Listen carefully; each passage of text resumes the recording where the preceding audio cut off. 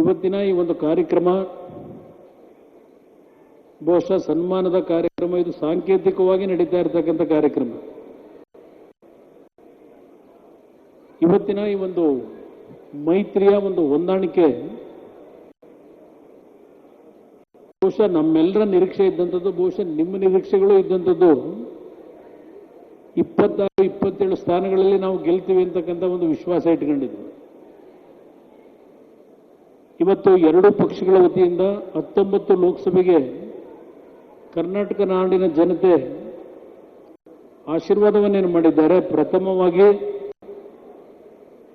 ಭಾರತೀಯ ಜನತಾ ಪಕ್ಷದ ಮತ್ತು ಜೆಡಿಎಸ್ ಪಕ್ಷದ ನಿಷ್ಠಾವಂತ ಕಾರ್ಯಕರ್ತರುಗಳ ಶ್ರಮಕ್ಕೆ ಮತ್ತು ನಾಡಿನ ಜನತೆಯ ಆಶೀರ್ವಾದಕ್ಕೆ ಈ ವೇದಿಕೆ ಮುಖಾಂತರ ನನ್ನ ಹೃದಯ ತುಂಬಿದ ಕೃತಜ್ಞತೆಗಳನ್ನು ಸಲ್ಲಿಸಲಿಕ್ಕೆ ಬಯಸ್ತಾ ಇದ್ದೇನೆ.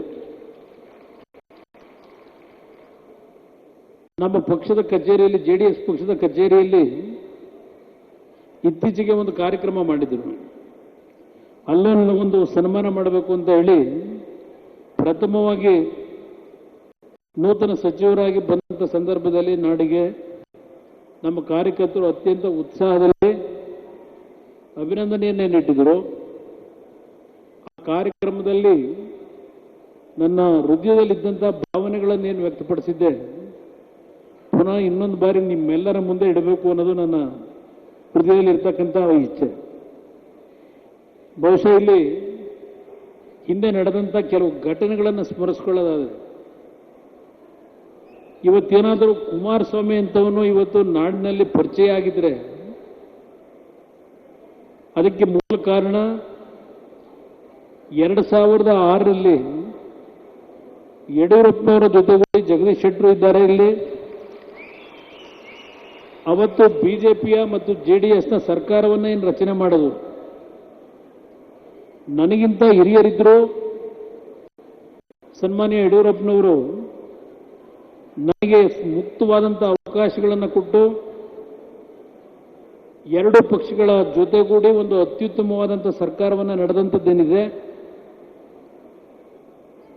ಆ ಸಂದರ್ಭದಲ್ಲಿ ನಾಡಿನ ಜನತೆ ಈ ಒಂದು ಹೊಂದಾಣಿಕೆ ಶಾಶ್ವತವಾಗಿರಬೇಕು ಅಂತಕ್ಕಂಥದ್ದು ಬಯಸಿದ್ರು.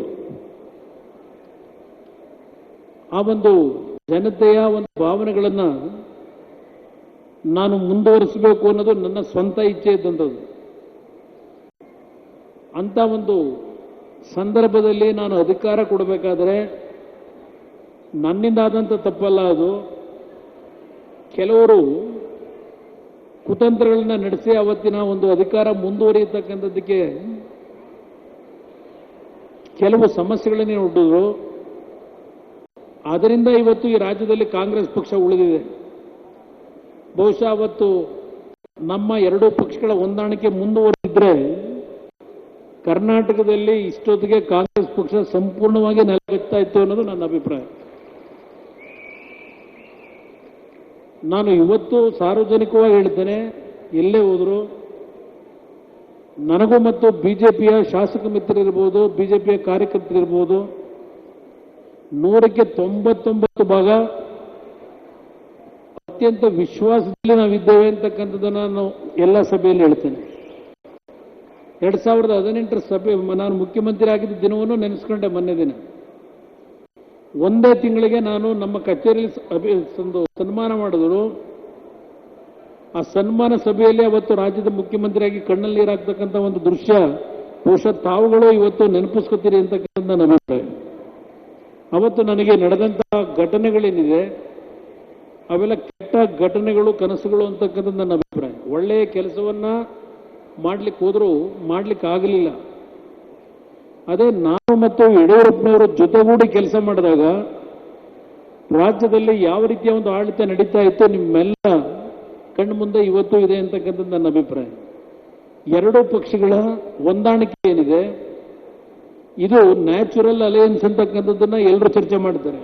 ಬಿಜೆಪಿ ಜೆಡಿಎಸ್ನ ಹೊಂದಾಣಿಕೆ ಅದಕ್ಕೆ ಕಾರಣ ಬಹುಶಃ 1977 ನಾವೆಲ್ಲ ರಾಜಕಾರಣದಲ್ಲಿ ಇರಲಿಲ್ಲ.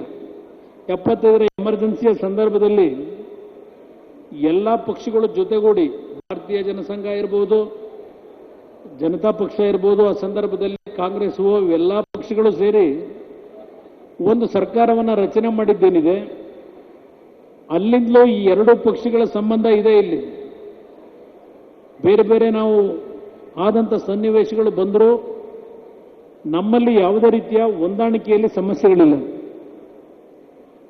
ಬಹುಶಃ 2018ರ ಚುನಾವಣೆಯಲ್ಲಿ ನಾನು ಅವತ್ತು ಸಹ ಬಿಜೆಪಿಯ ಜೊತೆಯಲ್ಲೇ ಹೊಂದಾಣಿಕೆಯಾಗಿ ಸರ್ಕಾರ ಆಗಬೇಕು ಅಂತ ಇದ್ದವನು. ಆದರೆ ನಾನು ಈ ಸಭೆಯಲ್ಲಿ ಎಲ್ಲ ವಿಷಯಗಳನ್ನು ಚರ್ಚೆ ಮಾಡಲಿಕ್ಕೆ ಹೋಗಲ್ಲ. ಅದು ಏನೇನು ನಡೆದಿದೆ ಅವೆಲ್ಲ ಮುಗಿದೋಗಿರ್ತಕ್ಕಂಥ ಅಧ್ಯಾಯ. ಇವತ್ತು ಕರ್ನಾಟಕ ರಾಜ್ಯದ ಜನತೆ ಭಾರತೀಯ ಜನತಾ ಪಕ್ಷ ಮತ್ತು ಜನತಾದಳದ ಹೊಂದಾಣಿಕೆಯನ್ನ ಮುಕ್ತ ಮನಸ್ಸಿನಿಂದ ಒಪ್ಪಿ ನಮಗೆ ಆಶೀರ್ವಾದ ಮಾಡಿದ್ದಾರೆ ಅಂತಕ್ಕಂಥ ನನ್ನ ಅಭಿಪ್ರಾಯ. ಕನ್ನಡಿಗರ ಮೆಚ್ಚಿನ ನಿಮ್ಮ ನ್ಯೂಸ್ 18 ಕನ್ನಡ ಈಗ ವಾಟ್ಸ್ಆಪ್ನಲ್ಲಿಯೂ ಲಭ್ಯ. ಕರ್ನಾಟಕ ಮತ್ತು ದೇಶ ವಿದೇಶದ 360 ಡಿಗ್ರಿ ಸುದ್ದಿ ವಿವರವನ್ನ ನೀವು ನಿಮ್ಮ ಕೈ ಬೆರಳುಗಳಲ್ಲಿಯೇ ಪಡೆಯೋದಿಕ್ಕೆ ಈ QR ಕೋಡ್ ಅನ್ನ ಸ್ಕ್ಯಾನ್ ಮಾಡಿ. ನಮ್ಮ ಚಾನೆಲ್ ಅನ್ನ ಫಾಲೋ ಮಾಡಿ, ನೋಟಿಫಿಕೇಶನ್ ಆನ್ ಮಾಡಿ.